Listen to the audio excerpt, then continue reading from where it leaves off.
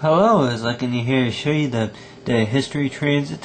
photo and coloring here. As you see right here, as you got right here, is a photograph of a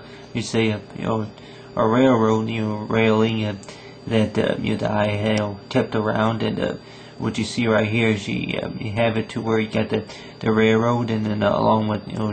the details, I guess whatever direction it would have been facing, it would have been facing the north or the south or wherever you call it, whatever direction that was. But of course it's like that right there is a photo, say a railroad bridge, which I don't even know exactly when it was taken. And you got right here is you got some photos right here,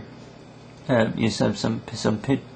colorings, drawings right here of say related to say the photo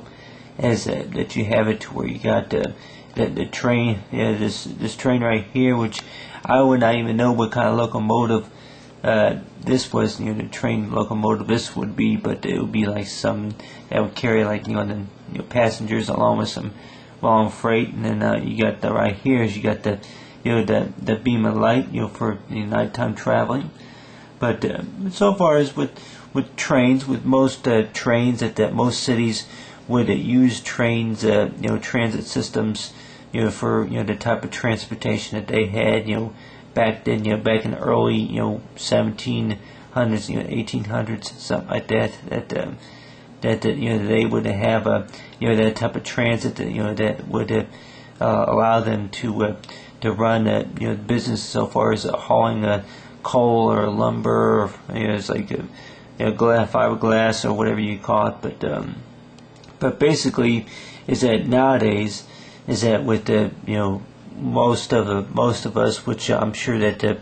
we if we done our research, but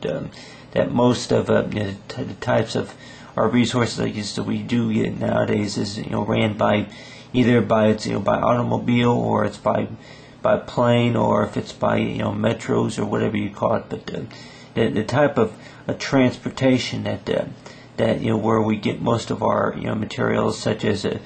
coal and lumber and stuff like that. I would probably say that it's by boat, or it's by say some by most of truck driving businesses that they would be able to deliver most of those resources. But nowadays it's like most of transit systems like the railroads, and I'm sure that they probably have went out of operation back a couple of years ago, that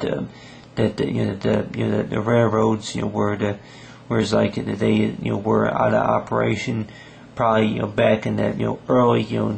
that 1990s is when they stopped the operation of the railroads, where they stopped running them. And the way I think about it is that with trains is that more likely that if it's all dependent on how much money it costs just to operate them, or how much money that's being put into operating the trains. But you say that a lot of people probably say that with that type of transportation, it's like you wouldn't think that maybe after 50 years that they wouldn't be using the services anymore, or whatever you call it. But I would say that other than that type of transportation, that it was around, and then that more likely that most train operators at stations or whatever you call it, thought that time for upgrades, or they wanted to get into something renewable energy or whatever it was. But maybe just too much money for operating, for so far as that keeping the track repaired and stuff, that they may probably thought about the cost of the tracking materials. But you got the train the train track right here. It's like circle. It's like as a loop, and then you got the railroad crossing. But you have it right here, as you have, which most people is like back in the 1980s or 90s or so, is actually back in the early 1800s, I would say, back in that. Back in that 1800s, 1876 or whenever it was, if we know our history, that most train tickets, if you were to buy a ticket, then a lot, and then 68 cents for adults sounds like about the right price, for a ticket, and it's